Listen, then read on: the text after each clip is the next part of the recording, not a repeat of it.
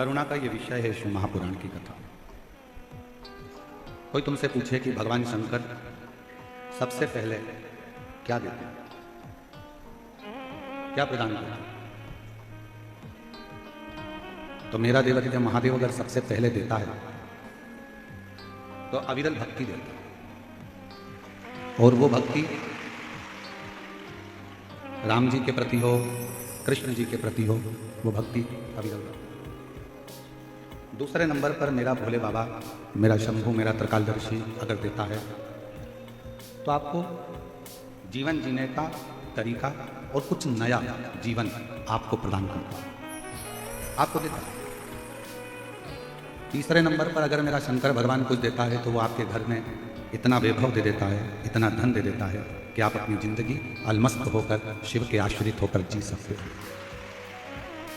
चौथे नंबर पर मेरा शंकर भगवान अगर देता है तो आपके घर में जितना रोग है, जितनी तकलीफें हैं, वो समाप्त हो। और पांचवें नंबर पर पंच परमेश्वर के रूप में, शिव पंचायत के रूप में पांचवें नंबर पर अगर भगवान शंकर देता है तो वो आपके जीवन में आने वाले सारे विघ्नों को, सारी तकलीफों को काटता हुआ शिव अपनी ओर आपको जोड़ने का प्रयास करता है, अपनी ओर लाने का प्रयास करता है।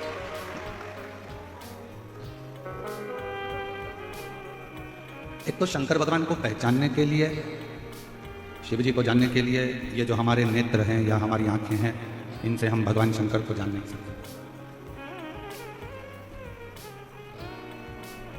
बहुत सूक्ष्म अगर कोई चीज होती है उसको देखने के लिए दूरबीन लगाना पड़ता है।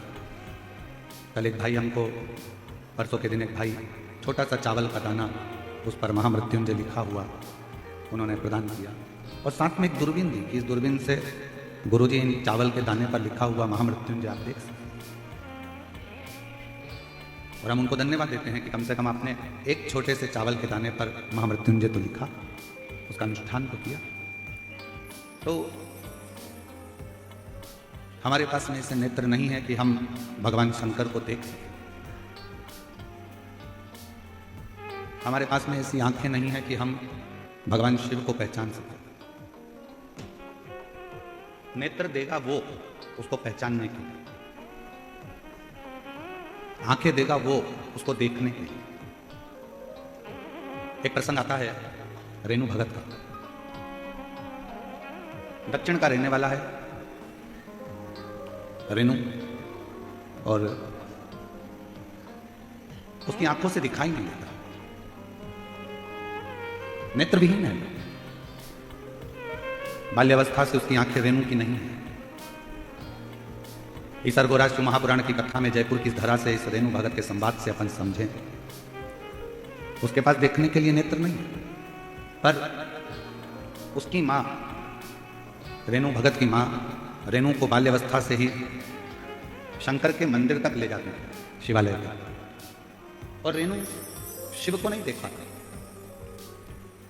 रेणु भगत की मां ने जो रेणु भगत से कहा, रेणु भगत ने एक दिन मां से कहा, मां मैं तो भगवान शंकर को देख ही नहीं पाता, तो मेरा शिवालय में जाने से फायदा कौन सा। रेणु भगत की मां ने कहा, तू शंकर जी को नहीं देख पाता तो क्या हुआ, शंकर जी तो तुझे देखते हैं, इतने में भी कल्याण है। तू शिवालय तक जा, शंकर जी के मंदिर तक मेरे साथ चल, तू शंकर जी को नहीं देख पाता पर शंकर तो देख सकते।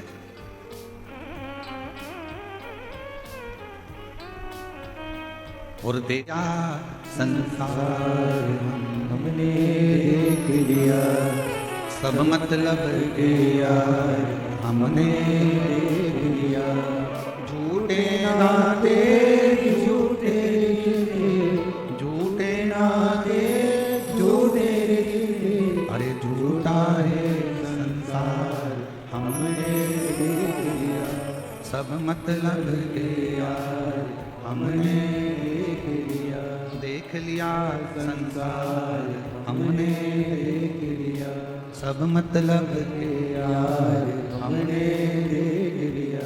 रेणु भगत भगवान को नहीं देख पाई। मां ने कहा कि भले वो ना देख पाए, पर तुम अगर शिव को नहीं देख सकते पर भगवान शंकर को तुम्हें देख सकता, वो तो दिख रहा है। शिव ना भी देखे, आप ना भी देखोगे तो चल जाएगा, पर भगवान की दृष्टि हम पर पड़ना चाहिए। भगवान की दृष्टि अगर हम पर पड़ गई तो बस उतना बहुत है।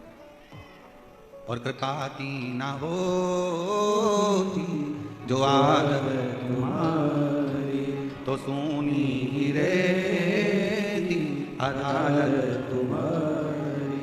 गरीबों के दिल में जो जगह तुम न पाते तो किस दिल में होती इबादत तुम्हारी। अगर भगवान करुणा नहीं करता, कृपा नहीं करता तो ईमानदारी से बोलो, आज का पढ़ा लिखा जमाना है, सब एजुकेटेड हैं, सब पढ़ते हैं, हमने भी पढ़ाई करी, आपने भी पढ़ाई करी। अगर भगवान आपकी झोली में कुछ नहीं देता तो आप ये लाखों की संख्या में के जयपुर के विद्याधर नगर स्टेडियम में आते।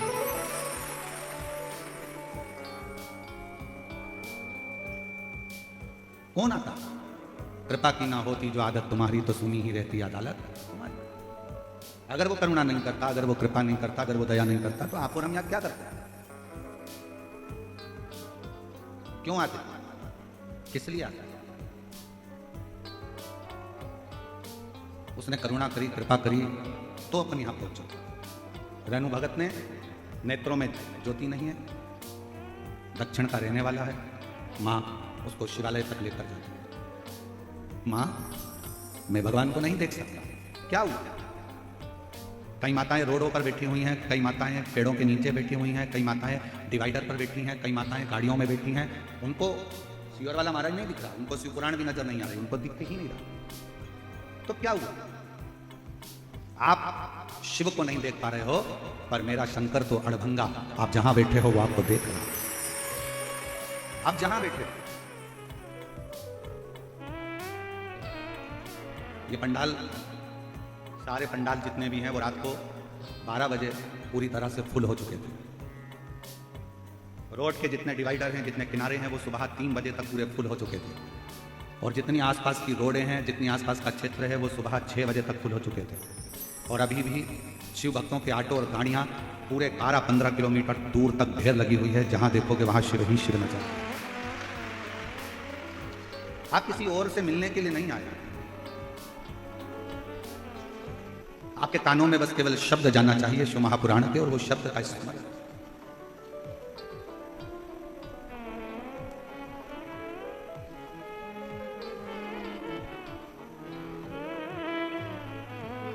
शब्द पहुंचा आपके कानों में और आप सतर्क हो गए कि अब मुझे विश्वास है कि मेरा शंकर मेरे करीब है। आज भारत सरकार भी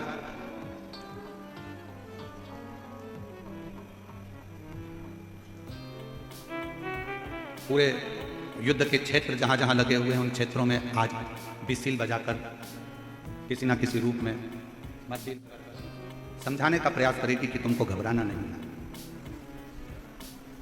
सोशल मीडिया पर कोई गलत प्रचार करे, उस पर तुम्हें जाना नहीं है। सोशल मीडिया पर तो लोग शंकर जी का गलत प्रचार कर देते हैं, शिव जी के मंदिर में बेलपत्र चढ़ाकर मत खाना। कई लोग रोज प्रदोष आता है, हर प्रदोष पे तुम्हें डरा देते हैं, प्रदोष पे ये चढ़ा दिया, पहले ही शब्द रहता है, गूगल पे सर्च करोगे तो ये करोगे तो ऐसा हो जाएगा। शिव महापुराण में तो कहीं भी नहीं लिखा कि आप शंकर जी को अगर जल नहीं चढ़ाओगे तो अपमान हो जाएगा, या शिव जी को बेलपत्र नहीं चढ़ाओगे तो अपमान हो जाएगा, या प्रदोष पर कुछ गलती कर दोगे तो भोलेनाथ नाराज हो जाएंगे, या सोमवार के व्रत में कोई कमी रह जाएगी तो शिव जी नाराज हो जाएंगे। ये पूरी शिव महापुराण में कहीं नहीं लिखा। शिव महापुराण में तो ये लिखा कि आपको जो आता है, जैसा आता है, आप जैसा कर सकते हो। पशुपति व्रत में तो यहाँ तक कहा गया कि आपको कच्चा पक्का जैसा भोजन बनाना आता है ना, जैसा मीठा प्रसाद बनाना आता है, वैसा लेकर शंकर के मंदिर जाओ। बाजार का प्रसाद पशुपति व्रत में, मीठा पेड़ा, बाजार का लड्डू मिठाई पशुपति व्रत में मंदिर नहीं जाता, आपको मालूम है। अपने को बनाना पड़ता है स्वयं। पशुपति व्रत का एक सबसे बड़ा नियम बस यही है कि अगर पुरुष भी अगर पशुपति व्रत कर रहा है तो प्रसाद वही बनाए, बच्चे पशुपति व्रत कर रहे हैं तो प्रसाद वही बनाए, माँ पशुपति व्रत कर रही है तो माँ बनाएगी, बहू कर रही है तो बहू बनाएगी। पशुपति व्रत का एक नियम सबसे बड़ा यही है कि माँ की अगर थाली जा रही है तो बेटा उस थाली से पूजा नहीं कर सकता। माँ अगर पशुपति व्रत कर रही है और बेटा भी पशुपति व्रत कर रहा है तो माँ अपना प्रसाद खुद बनाए, बेटा अपना प्रसाद खुद बनाए। माँ अपनी थाली खुद लेकर जाए, बेटा अपनी थाली खुद लेकर जाए। दादी भी कर रही है और पोती भी कर रही है तो दादी अपनी थाली ले जाए, दादी अपना प्रसाद बनाए, पोती अपना प्रसाद बनाए, पोती अपनी थाली लेकर जाए। पति अपनी थाली लेकर जाए, पत्नी अपनी थाली लेकर जाए। पशुपति व्रत स्वतः करना पड़ता है, स्वयं। सोशल मीडिया पर बहुत डराएंगे आपको कि ऐसा हो गया, वैसा हो गया। वहम में नहीं पड़िएगा, व्यर्थ की बातों में नहीं जाइएगा। जो शासन प्रशासन आपको गाइडलाइन दे, जो सरकार आपको बताए, उसके अनुकूल चलिए, उसके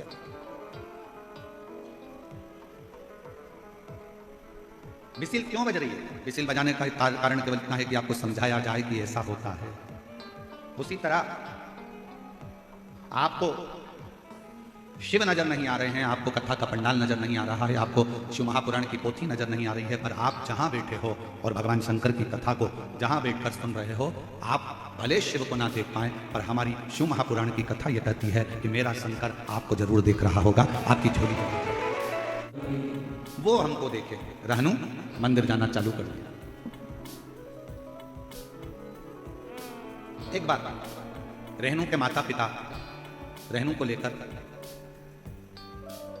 मल्लिकार्जुन का दर्शन करने के लिए श्री शैलम पर्वत, जहां पर भगवान शंकर और पार्वती दोनों विराजमान हैं, मल्लिकार्जुन की भूमि। बोल मल्लिकार्जुन भगवान की। 12 ज्योतिर्लिंग में से एक ज्योतिर्लिंग मल्लिकार्जुन, जहां पर भगवान शिव और पार्वती दोनों बैठे, दोनों तो ज्योतिर्लिंग का वर्णन है। रहनु को ले गए,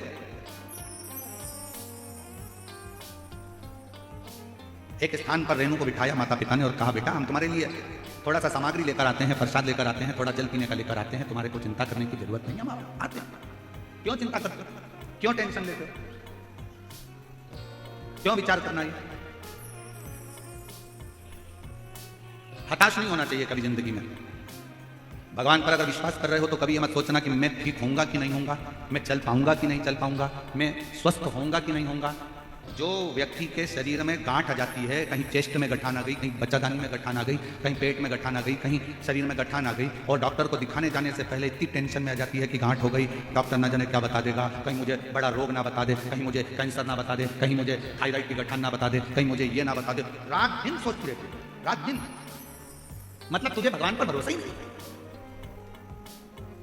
दिन रात सोच रही है कहीं मुझे बीमारी तो नहीं हो जाएगी, कहीं मुझे बीमारी तो नहीं हो जाएगी, कहीं मुझे बीमारी तो नहीं हो जाएगी। और तुम बार बार मनन चिंतन उसी चीज का करोगे तो वो बीमारी तुमको एक ना एक दिन पकड़ ही लेगी। और अगर तुमने मनन चिंतन करना छोड़ दिया, ये तो छोटी मोटी गांठ है, कथा में सुना है मैंने, शंकर जी पे चढ़ा हुआ जल पीने से ठीक हो जाती है। डॉक्टर से जांच करवाऊंगी, डॉक्टर दवाई देगा, कुंदकेश्वर महादेव का नाम लेकर डॉक्टर की दी हुई दवाई को खाऊंगी और शंकर जी के मंदिर में एक लोटा जल चढ़ाऊंगी, ठीक हो जाऊंगी, पक्का पक्का। गठान 1 महीना 1.5 महीने के अंदर गलना ही पड़ेगा, क्योंकि तुमने विचार ही ऐसा कर। अगर कोई बहू जरा जरा सी बात बोलती है और तुम जरा जरा सी बात में लड़ाई करोगे तो झगड़ा बढ़ता जाएगा। बोलो बढ़ेगा कि नहीं बढ़ेगा? जम के बोलो जरा। बहू अगर कोई भी बात बोल रही है ना और तुम उससे लड़ाई करोगे, झगड़ा करोगे तो झगड़ा बढ़ता चला जाएगा। बहू ने कुछ बात की और तुमने बात करी तो झगड़ा बढ़ेगा। थोड़ी थोड़ी सी बात में अगर तुम बार बार मनन चिंतन करते रहोगे, मनन चिंतन करते रहोगे तो बीमारी बढ़ती जाएगी। अब बहू ने कुछ कहा और तुमने यहां से सुना और यहां से निकाल दिया, उसका जवाब ही नहीं दिया तो झगड़ा होगा क्या? जम के बोलो जरा। नहीं। बेटे ने कुछ कहा और तुमने उस पर ध्यान ही नहीं दिया तो झगड़ा होगा क्या? नहीं। उसी तरह अगर कुछ शरीर में गांठ आ भी गई है, किडनी लीवर डॉक्टर ने बेकार बता भी दिया है, तो गलत मत सोचो, आप उस पर ध्यान देना थोड़ा कम करो, भगवान का भजन करो, डॉक्टर जो दवाई दे वो खाओ, शरीर की जांचें कराते रहो, जैसा जैसा डॉक्टर बोले वैसा वैसा करते रहो, और शंकर के मंदिर में एक लोटा जल चढ़ाते रहो। जब तुम ध्यान नहीं दोगे तो निश्चित है कि वो बीमारी तुम्हारे अंदर प्रवेश नहीं करेगी, वो बीमारी बाहर निकल जाएगी कि मुझे केयर ही नहीं कर रहा, ये तो मुझे केयर ही नहीं कर रहा है। छोटा सा बच्चा, माँ बाप बैठे हैं, छोटा सा बच्चा गिर गया, माँ बाप बैठे हैं, माँ बाप ने देख लिया तो बच्चा रोएगा कि नहीं रोएगा? जम के बोलो जरा। रोएगा। और छोटा सा बच्चा, माँ बाप है ही नहीं यहाँ पर और गिर गया, रोएगा नहीं, झटक झुटक के करके झटकेगा और ठीक, उसको मालूम है कोई देखने वाला है ही नहीं। उसी तरह बीमारी को केयर करोगे, बार बार ध्यान दोगे, बार बार ध्यान दोगे, बार बार ध्यान दोगे, तो वो सोचेगी कि इसको मुझे जरूरत है, इसलिए मुझे इसके शरीर में बीमारी को बना के रखना है। और जब तुम केयर ही नहीं करोगे, आग लगे बस्ती में अपन रहो मस्ती में, शंकर बैठा है सब संभालेगा। अच्छा, एक पत्र है, अच्छा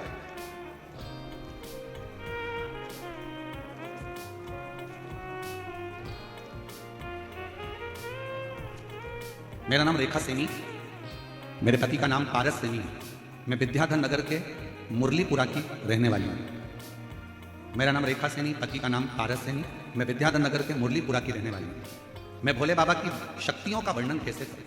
मेरा बेटा है जो आज 8 साल का हो गया, मेरा बेटा 8 साल का हो गया, जो बचपन से न चल नहीं पाता था और ना ही पूरी तरह से बोल पाता था। हमने बड़े बड़े डॉक्टरों को दिखाया, पत्र एलईडी पर चल रहा है, पत्र एलईडी पर चल रहा है, आस्था चैनल पर भी चल रहा है, आप लोग पढ़ सकते हैं। मेरा बेटा है जो 8 साल का हो गया, जो बचपन से चल नहीं पाता था, ना ही पूरी तरह से बोल पाता था। हमने बड़े बड़े डॉक्टरों को दिखाया, बहुत इलाज करवाया, पर कोई फर्क नहीं पड़ा। गुरुजी, डॉक्टर ने तो मना भी कर दिया कि ये ना चल पाएगा और ना बोल पाएगा। डॉक्टर ने ऐसा बोला कि ये ऐसा ही रहेगा जैसा अभी की स्थिति में, पलंग पर ही पड़ा रहेगा, पलंग से उठ नहीं पाएगा। 8 साल का बेटा हो गया गुरुदेव, पलंग से उठता नहीं। हम लोगों ने हार मान ली, पर मेरी माँ ने कहा कि वो सीहोर गए और सीहोर वाला गुरुजी कि उस कुबेरेश्वर धाम पर जा, वहां से रुद्राक्ष लेकर।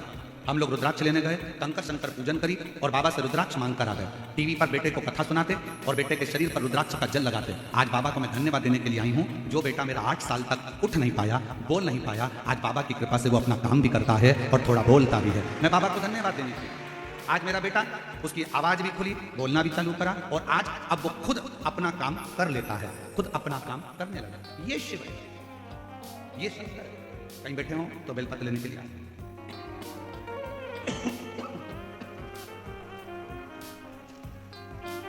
शिव ओघड़ी है। उसकी माँ ने ये विचार कर लिया होगा कि नहीं, मेरा बेटा तो चलेगा, और बेटे ने भी मन में विचार कर लिया होगा कि मुझे चलना है, चल। और हम तो बाबा के भरोसे चलते हैं, हम तो बाबा के भरोसे चलते हैं। ये दुनिया वाले चलते हैं, ये दुनिया वाले चलते हैं, हम तो बाबा के भरोसे चलते हैं, हम तो बाबा के भरोसे चलते हैं। डमरू वाले के भरोसे चलते हैं, काशी वाले के भरोसे चलते हैं, सीहोर वाले के भरोसे चलते हैं, हम तो बाबा के भरोसे चलते हैं। हम शिव के प्रति आश्रित हैं। रेणु भगत के माता पिता बिठाए, हम प्रसाद लेकर आते हैं, तुम यहाँ बैठो, जल लेकर आते हैं, तुम बैठो। मल्लिकार्जुन श्री सेलम की भूमि, भारत की भूमि पर जितने प्राचीन शिवालय हैं, भारत की भूमि पर जितने प्राचीन ज्योतिर्लिंग हैं, उपलिंग हैं, भारत की भूमि पर जितने शंकर के स्थान हैं, ये हमको ऊर्जा देते हैं, ऊर्जा। और शिव महापुराण की इस कथा में हम कहने में पीछे नहीं हटेंगे। इस सरगोरा शिव पुराण में आप लोगों से निवेदन करेंगे, आपके घर के नजदीक में अगर कोई प्राचीन शिवालय है तो वहां हफ्ते में, 2 हफ्ते में, महीने में, साल भर में जाया करो। और जितने लोग शिव महापुराण की कथा को सुन रहे हैं उनसे भी कहेंगे, जब सारी दुनिया से हार जाओ, जब लगने लगे कि अब मेरा कोई रास्ता नहीं है, तब एक बार कुबेर भंडारी के दरवाजे पर सीहोर कुबेरेश्वर धाम आकर कंकर को बीनो, कंकर को 5 कंकर बीनो, रखो, पूजन करो, बाबा से विनय करो। एक कंकर अपने साथ में झोली में रखकर बाबा से विनती कर कर लेकर आ जाओ, रुद्राक्ष ले आओ। जब सब दूर से हार जाओ, तब आखिरी में वो कुबेर भंडारी का दरवाजा उसके। और तेरे दरबार की निराली शान देखी है, तुझे देते नहीं देखा, पर झोली भरी देखी है। और मुख दुनिया मोड़े बाबा, मुख मेरी लगी हरी दीन बाबा, तू है ना। आप उस पर आश्रित हो जाओ।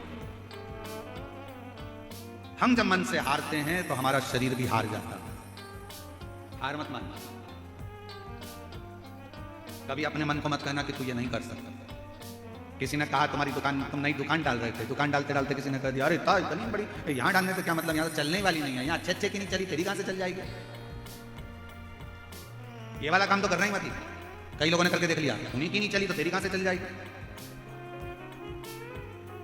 कहां चले। एक मकड़ी जाला बना रही थी दरवाजे के पीछे, छिपकली आ गई।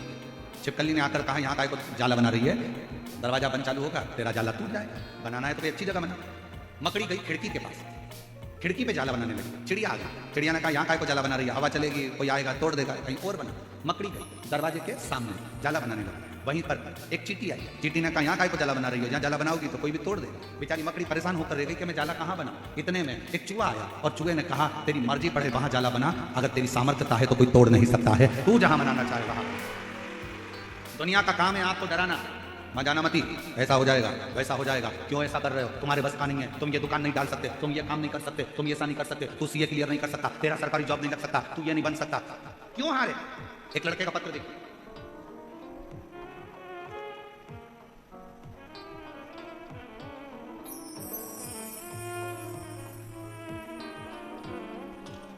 सर्वप्रथम महादेव गुरुदेव आपको प्रणाम। मेरा नाम जसवंत सिंह, मैं कोटपुतली जयपुर का रहने वाला हूं। गुरुदेव महादेव की कृपा और आशीर्वाद का मैं क्या कोई बखान करूं, ऐसे शब्द मेरे पास नहीं महादेव की महिमा का मैं रूप वर्णन कर सकता। गुरुदेव सन 2011 से सरकारी नौकरी की तैयारी कर रहा था। अभी सन कौन सा चल रहा है? 2025। कब से कर रहा है? 2011 से। बहुत अधिक मेहनत करने पर भी मुझे हर पद किसी न किसी कारणवश असफलता ही हाथ लगी, जिससे मैं और मेरे घर वाले बहुत निराश हो गए। तब परीक्षा देना बंद कर, सरकारी नौकरी की तैयारी करना बंद कर एक दिन टीवी पर कथा सुन रहा था और आपने कह दिया कि अपनी मेहनत को 4 गुना करो, शिव पर भरोसा करो, अथक मेहनत करोगे तो जीत कर ही रहोगे। मन में आया कि एक बार आपकी कथा कहीं जाकर सुनूं। तब हम लोग यहाँ जयपुर से सुवासा चले गए, जहां पर आपकी कथा चल रही थी। कथा के पंडाल में बैठकर कथा सुनी, बाबा को प्रणाम करा, निवेदन करा और नमन कर बाबा से विनती कर आ गए। पशुपति नाथ का व्रत किया, बेलपत्र बाबा को चढ़ाना प्रारंभ करा, मंदिर में झाड़ू पोछा करता, पढ़ाई को 4 गुना करता।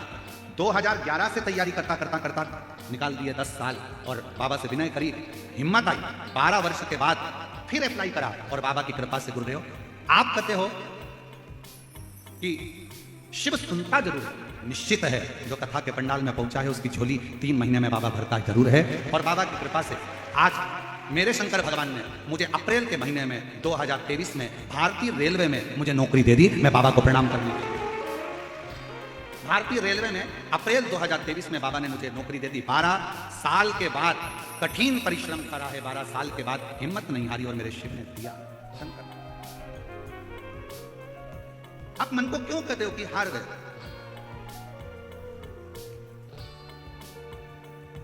कौन कहता है कि आप डॉक्टर नहीं बन सकते? कौन कहता है कि आप कलेक्टर नहीं बन सकते? कौन कहता है कि आप एसपी नहीं बन सकते? कौन कहता है कि आप डीएसपी नहीं बन सकते? कौन कहता है कि आप कोई अच्छा पद प्रतिष्ठा प्राप्त नहीं कर सकते? आप में ऊर्जा है, आप सब कुछ कर सकते हैं। अच्छी एजुकेशन, विद्याध्ययन, अपनी लगन, अपनी मेहनत, रात दिन का संघर्ष आपको आपकी मंजिल तक भेजेगा। और शंकर जी पर करा हुआ भरोसा आपको हाथ पकड़कर भगवान शिव मंजिल तक भेजेगा। कोई कहे कि मैं चल नहीं सकता, डॉक्टर ने कहा है कि ये चलेगा नहीं, डॉक्टर ने कहा ये कोमा में पड़ा रहेगा, डॉक्टर ने कह दिया कि ये ऐसा ही रहेगा, इसका उठना कठिन है। आप हृदय से अगर ठान लिया, हेडफोन लगाओ, बाबा की कथा का रसतत्व ग्रहण करो, भगवान से प्रार्थना करो, प्रतिदिन शंकर पर चढ़ा हुआ जल उस बीमार व्यक्ति के शरीर पर लगाओ, 2 बूंद उसके मुख में दो और विनती करो, मेरा शंकर ऐसा हो ही नहीं सकता कि नहीं दे। अकाल मृत्यु वो मरे जो काम करे चंडाल का, और काल उसका क्या बिगाड़े जो भक्त हो महा। शिव की आराधना आपके मन को बल देती है, ऊर्जा देती है। शिव की आराधना आपको एक एनर्जी देती है। करो।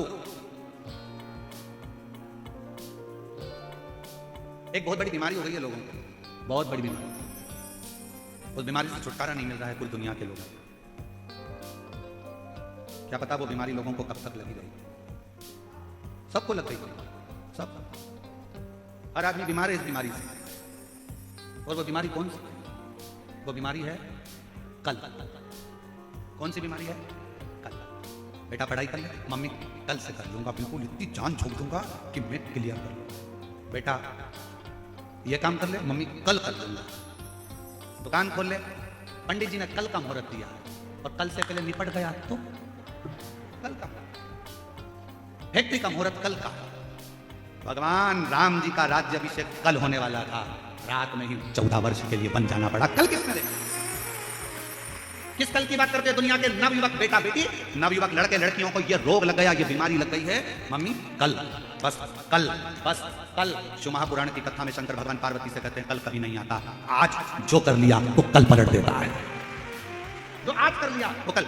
मैं पढ़ाई करूंगा कल से, मैं टाइम टेबल बनाऊंगा कल से, मैं उठूंगा सुबह मॉर्निंग वॉक करने जाऊंगा कल से मैं मॉर्निंग वॉक करने जाऊंगा, कल से डॉक्टर को दिखाऊंगा, कल ये काम करूंगा, कल वो काम करूंगा, कल। ये बहुत बड़ी बीमारी है जो आजकल के नवयुवक बेटा बेटियों को, आज के व्यक्ति को ये बीमारी लग गई है, जो हर चीज कल पर टालते हैं। और शिव महापुराण की कथा कल का भरोसा नहीं करना बताती। शिव पुराण की कथा कहती है अगर आप आज मजदूरी कर रहे हो, आज आपने मेहनत करी है, तो उसका फल कल देखने को मिलेगा। आप आज से चालू करो, आज से करो ना। पर हमने ये ना जाने कौन सी बीमारी अपने अंदर लाकर रख ली। कल बहू कहती है मैं कल मम्मी ये सारा गेहूं कल साफ कर दूंगी, ये सारी दाल कल साफ कर दूंगी, मम्मी मैं कल अलमारी साफ करूंगी, मम्मी कल मैं घर साफ करूंगी। और घर साफ करने बैठी थी और मामा जी आके बैठ गए, तो रिश्तेदार आकर बैठ गए, तो कौन सा घर साफ कर लेगी, कौन सा काम कर लेगी? मम्मी कल मैं ये काम करूंगी। कल नहीं, काल करे सो। ये तो पुरानी कहावत कितनी सुंदर है, काल करे सो आज कर, आज करे सो अब पल में प्रलय हो जाएगा। शिव नाम जपेगा तू आज कल। मैं कल कथा में जाऊंगी और मंच से घोषणा हो गई कि कल कथा ही नहीं होगी। कल जाऊंगी और बैठी थी चौथे दिन की कथा में जाऊंगी और कथा पूरी होते सी घोषणा हो गई कि कथा कल कैंसिल। आज डिप्रेशन में पड़ गई, लो हो गया कल। और बैठो कल के चक्कर में। इसलिए कल का कोई इंतजार नहीं। क्या इंतजार करना? कल से मैं अपनी सास के पांव पढ़ूंगी और सास नहीं पड़ गई तो फोटो क्या? कल किसने देखा? ये बहुत बड़ी बीमारी है, बहुत बड़ी। ये बीमारी कब छूटेगी लोगों की? पढ़ाई करना है आज से कर, संघर्ष करना आज से कर, कोचिंग करना है आज से कर, एग्जाम देना आज से दे, इंटरव्यू की तैयारी करना है आज से कर, कंपटीशन एग्जाम के लिए फॉर्म भरना है आज भर। कल का कोई मुहूर्त नहीं। कोई कितना भी करे कि कल का मुहूर्त अच्छा है, आज से बढ़कर कोई दुनिया का मुहूर्त अच्छा नहीं हो सकता। लोग इंतजार करते हैं आखा तीज आएगी ना तब मैं मट्टी के घड़े पर खरबूजा रख के सत्तू रख के दान करूंगी। और आखा तीज के पहले निपट गई तो मालूम पड़े वो मटकी तेरी शमशान में बंधी। क्या करें? इंतजार करते हैं बस। अब की बार दिवाली आएगी ना तो वो एक कथा है ना कितनी सुंदर। एक पति पत्नी घूमने के लिए गए और घूमने गए, पत्नी ने पति से कहा यहाँ पर गोल्ड सस्ता है, एक हार दिला दो। पति ने उसको गोल्ड का हार दिला दिया। पति ने कहा पहन ले। पत्नी बोली अभी नहीं, शादी की सालगिरह वाले दिन पहनूंगी। शादी की सालगिरह आ गई। पति ने कहा मैंने तुझे हार दिलाया था वो पहन ले। पत्नी बोली अभी नहीं, देवर के लड़के की पक्की हो गई ना शादी, तो मैं जब ही पहनूंगी। और उसके पहले पत्नी निपट गई। आरती पे उसको सुलाया। पति रोता रोता अंदर गया, हार निकाल के लाया, पत्नी को पिनाने लगा। बेस्ट फ्रेंड बोला पति का इसको क्यों पिना रहा, अभी मर चुकी है। इतने में पति रोता रोता बोला मैं रोज कहता था पहन ले पहन ले पहन ले पहन ले, और ये हमेशा कहती थी बस पहनूंगी पहनूंगी पहनूंगी। उस चक्कर में निपट गई। इसलिए मेरी जयपुर की जीजियों तुम्हारी अलमारी में जितनी साड़ी रखी सब पहनो। क्या भरोसा है? अब तुमने तो घड़ी बना बना के अलमारी में रख दी। कभी कभी दिवाली पे वो नीचे गिरती है, साड़ियां भी कहती है कब पहनेगी, पहन ले पहन ले। और मालूम पड़े पहन नहीं पाई और उसके पहले निपट गई। ऊपर जाती जाती यमराज से बोली वंस मोर, यमराज से वंस मोर, एक बार वापिस छोड़। यमराज पूछा क्यों? नीले कलर की नहीं पहनी। उसमें अभी पीको लगवाई थी मैंने, उसकी चोली सिलवाई थी, उसकी फाल लगवाई थी, वो ऐसी कैसी धरी की धरी रह गई। इतने में यमराज बोला फालतू बात मत कर, लीलाबाई चल रही कि तू धर गया। वो यमराज से क्या भिड़े उससे, चल अब वो नीली कौन पहनेगा, तू तो निपट के गई। बड़ी बहू आकर बोली मम्मी की ये वाली साड़ी तुम गई। और जोड़ जोड़ के रखती जा, मत पहन। इसलिए आज से नियम बना लो अपनी अलमारी में जितनी साड़ी एक से बढ़कर है। शादी वाला चुन्नी बेस भी निकालो, कब पहनोगे? अलमस्त होकर ईसर गोरा जी का मूर्ति का दर्शन करो। मेरी गोरा महारानी 16 श्रृंगार में दिखती है और वो कहती है जीवन का कोई ठिकाना नहीं, इसलिए पूरे श्रृंगार के साथ अपनी जिंदगी जियो। पूरे अब कई माताएं कहती हैं हमारी तो अवस्था हो गई, हम तो 60 साल के हो गए, अगर अब हम ऐसा सब पहनेंगे तो लोग क्या कहेंगे। अरे दुनिया के लोगों को जान दो, दुनिया के लोगों का क्या पड़ा है? दुनिया के लोगों का क्या?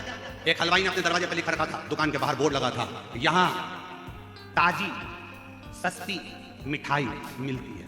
एक व्यक्ति आया चाय पीने, उसने कहा फालतू की बात नहीं करके, सबको मालूम है कि यहाँ ताजी और सस्ती मिठाई मिलती है, ये ताजी लिखना ही नहीं थी तुमको। उसने उसके कहने तो ताजी हटाया। अब क्या लिखा था? यहाँ सस्ती मिठाई मिलती है। दूसरा व्यक्ति आया, सबको मालूम है कि तुम्हारे यहाँ तो सस्ती मिठाई मिलती है, सस्ती लिखने से मतलब क्या?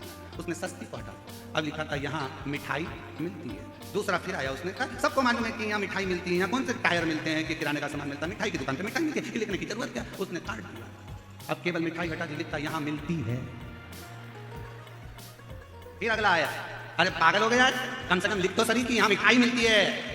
उसने सिर घुमाकर कहा गजब की दुनिया है, ये जीने नहीं दे सकती। पहले खुद ही मना करती और फिर खुद ही चालू करती है, ये जीने नहीं दे सकती, इसको समझना चाहिए। दुनिया है, जीने नहीं दे सकते। आप अपनी मस्ती में जियो। 60 साल के हो गए, 65 साल के हो गए, 70 साल के हो गए, सोच के बैठ गए अब हमारा तो जीवन निकल गया, अब हमारा, अरे मरने की आखिरी घड़ी तक तुम्हारी जिंदगी में तुम्हारे चेहरे पर मुस्कुराहट होना चाहिए, तुम्हारी स्माइल होना चाहिए और तुम्हारा जीवन आनंदित होना चाहिए।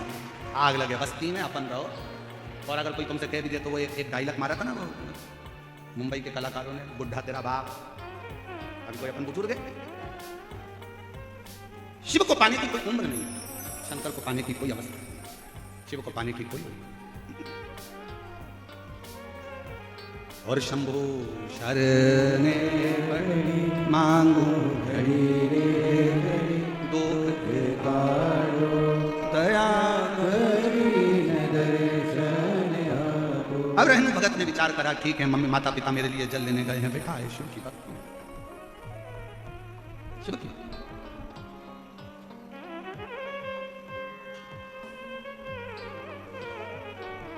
आया ये रहनु भगत के पास, नेत्र नहीं है, आंखों से दिखता नहीं, नयन नहीं है, आंखों से दिखता नहीं,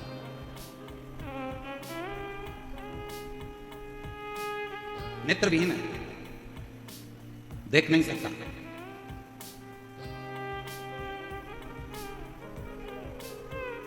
और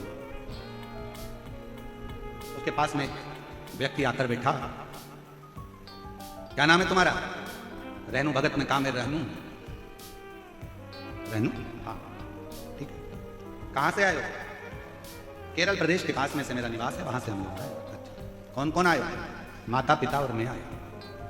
तुम्हारे नेत्र नहीं है, तुम भगवान शंकर के इस 12 ज्योतिर्लिंग में से मूल ज्योतिर्लिंग मल्लिकार्जुन का दर्शन नहीं कर सकते, फिर क्यों तुम्हारे माँ बाप यहाँ लेकर आ गए? रेणु भगत ने कहा मैं नहीं देख सकता तो वो तो मुझे देखेगा, बस इसलिए। कई लोग आते हैं, कोई गंगा जल लाता है, कोई बेलपत्र लाता है, कोई कुछ लाता है, कोई कुछ लाता है, तुम शंकर जी के लिए क्या लेकर आए? रेणु भगत ने कहा मेरे पास में देने के लिए कुछ भी नहीं, मेरा तो शरीर भी ऐसा नहीं कि मैं भगवान को दे सकूं। हाँ ये जरूर है कि मेरे माता पिता कुछ लेने के लिए गए हैं शंकर जी को देने के लिए, आते होंगे।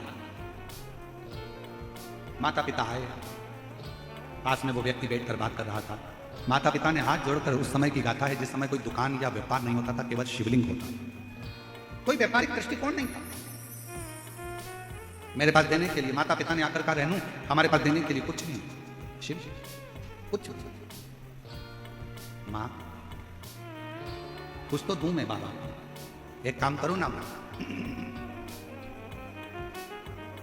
आपके पास देने के लिए कुछ नहीं है और मेरी आंखें नहीं है, मुझको शिव को ही ना दे दो, शंकर को।